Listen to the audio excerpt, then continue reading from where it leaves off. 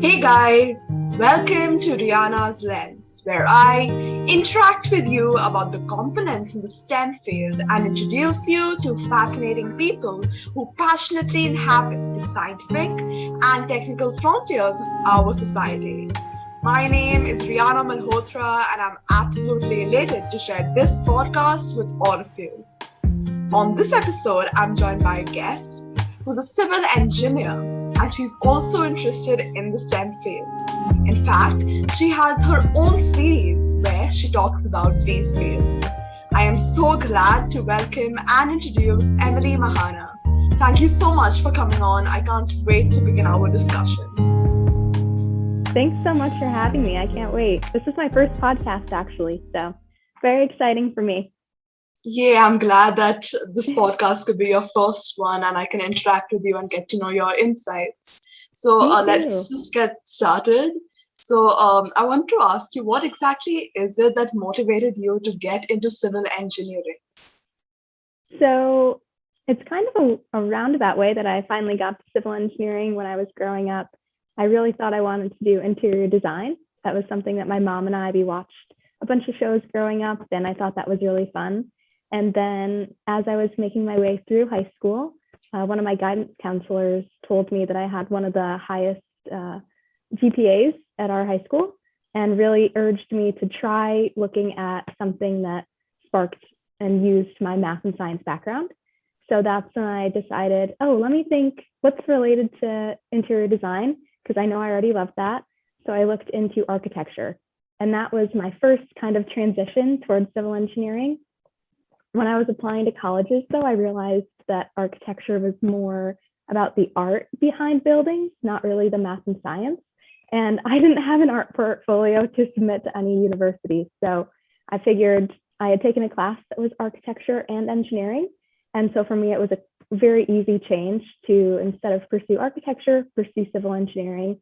And I'm so happy that I did, because I learned to love it so much in college, and I love what I do now. So took me a couple steps to get to civil engineering, but it's all rooted in the same passion that I had when I was younger. That's amazing that you're pursuing your same dreams that you had younger, and you got into the field that after all the exploring in different fields, you finally got into your right path. So yeah, looking back on it, it's interesting, but I'm glad I made it to where I am now. Yeah. So speaking of which, did you have the traditional educational journey, or did you have some different routes on the way? I think it's pretty traditional. I went to, here in the United States, public school. So, I went through my elementary and middle school. We have a junior high school because my district was very big. And then I went to high school. And since we did have a larger high school, we had more of these elective classes. So I think I'm so grateful that, I was able to take an architecture and engineering class while I was in high school to get my, interests explored before going into college and university. But right from high school, I went to college, and then right from college, I started working. So pretty traditional school background. I didn't take any gap years or do any, time off in between my education, but and no grad school either. So pretty traditional route, I think. Oh, that's great. And now as a civil engineer, what exactly is your role and how has the experience been? So I love it. I'm so happy that after that path that kind of, weaved its way around civil engineering, I'm so happy that I am an engineer now and work doing bridge design. So I got my degree in civil engineering, and now I work as mostly, I should say, a bridge design engineer. So I do transportation engineering design with an emphasis in bridge design. And that's for projects all over, really anywhere in New York State other than New York City. So we cover a lot of different areas and a lot of different towns and villages. So that's exciting to do projects kind of in a different background all over the state. Yeah, that really sounds fascinating. And as a civil engineer, is there any rewarding aspect about your job? It is, yeah. So one of the first projects that I started on actually is in the community that I grew up in, which really brings it all for full circle to go from, my high school, going through all of my public schooling And then I went to college close by my hometown, and then to work in my first project as an engineer in my hometown really just brought my whole experience full circle. And I felt that was, one of those moments where it's like, yep, this is what you're meant to be doing. And having it come full circle, using my education and bringing me back to help using, my community, help improve the community. It's just really rewarding to have that sort of impact. Yes, absolutely. Now, along with engineering, you're also into beauty pageants. So what exactly is it that Yeah. got you into that? So I did it in college kind of on a whim. I decided it's something that similar again to the interior design TV that my mom and I would watch. We would always watch the Miss USA beauty pageant that happened on TV. So growing up, it was something kind of in my life, but never something I really pursued. And when I was in college, I decided, this is something a little bit crazy. If I don't do it while I'm at university, I'm probably never going to do it once I start working. So I entered my first beauty pageant about 3 months before graduation from college, and I ended up winning the first pageant that I ever entered. So I really intended to just do it, get a good story, and never have anything to do with pageants again. But now here we are 3 years later, and I just competed at the Miss New York USA pageant this summer. So the one pageant that I decided to enter on a whim got me to competing in pageants for almost 3 years straight continuously. But I have no regrets, and I love, all the opportunities that pageants have brought me. And I'm still going to continue doing pageants in the future as well. Yeah, that's awesome. And like you said, that when you were younger, you used to watch television and beauty pageants on the screen with your parents. So was it an unreal feeling for you that you're at the same position as the people that you watched before? It is. It really is, because for so long, I didn't, and I think that's why I didn't do a pageant until I was in college, because I didn't think I would be successful, or that wasn't something that I would be able to do, really. So it was fun to watch on TV, but thinking about taking that step and entering on my own, I didn't take that until I figured, why not? But looking at it now and interacting with people that I've met through my pageant experience, it's really humbling to meet younger women and have them say, oh, I look up to you and what you're doing is inspiring to me. And it's one of those, again, full circle moments where, I'm just humbled by the whole experience. Yeah, it truly sounds so amazing. Now, you also have your own series about STEM fields. So why do you think more people should join the STEM fields these days? I think STEM is so important. And with, the world as it is, I think STEM is one of those fields that we're always going to need more STEM professionals, no matter what happens with, the state of the, United States or the world in general. We're always going to need people working in science, technology, engineering, and math.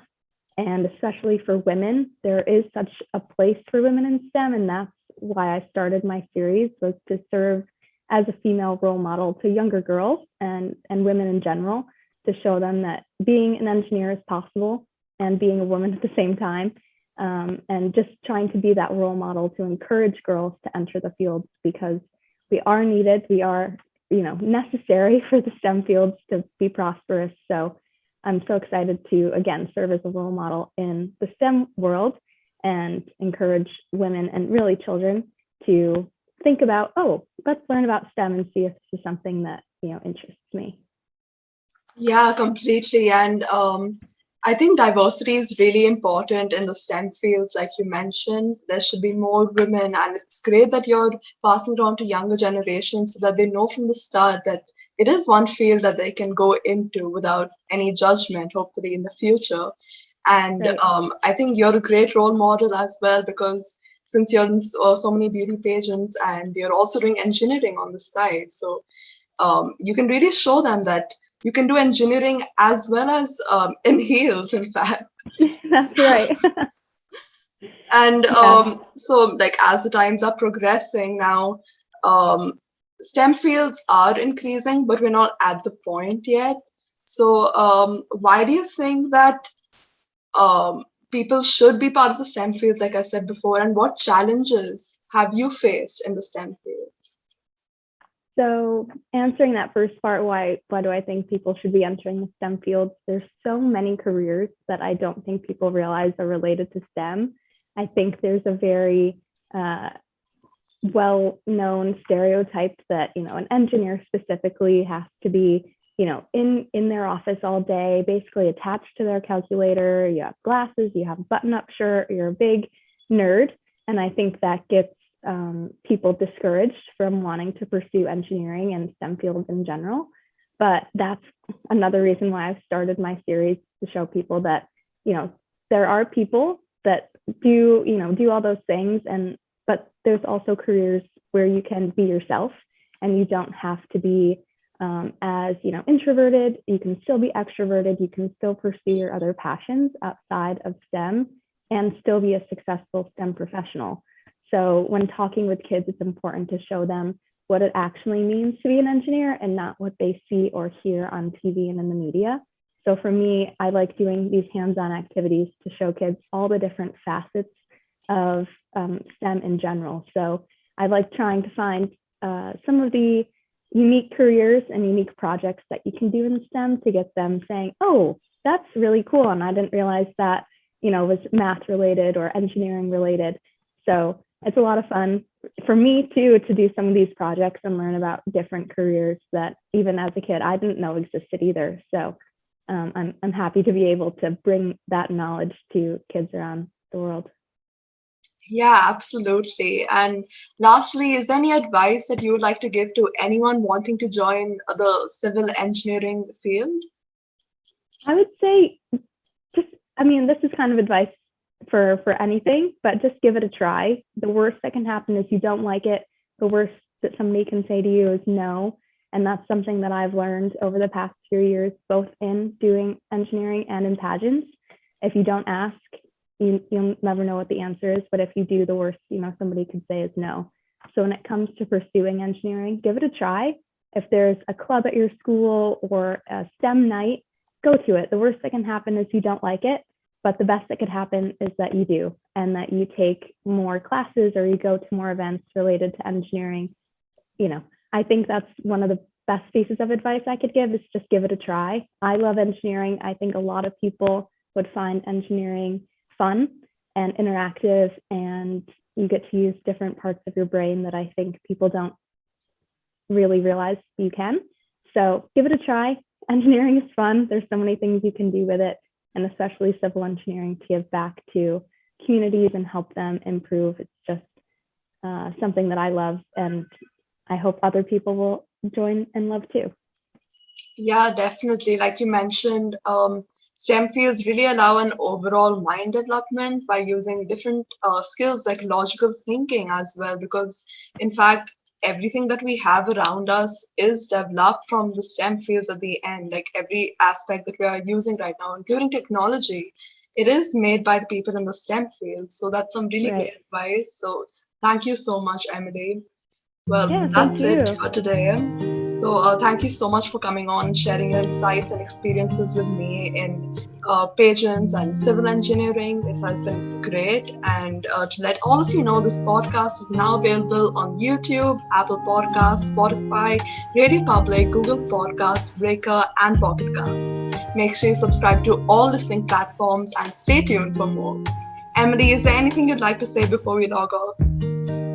I don't think so. Thank you again so much for having me on. I will add my STEM Sundays with Emily series is also on YouTube if you want to check that out.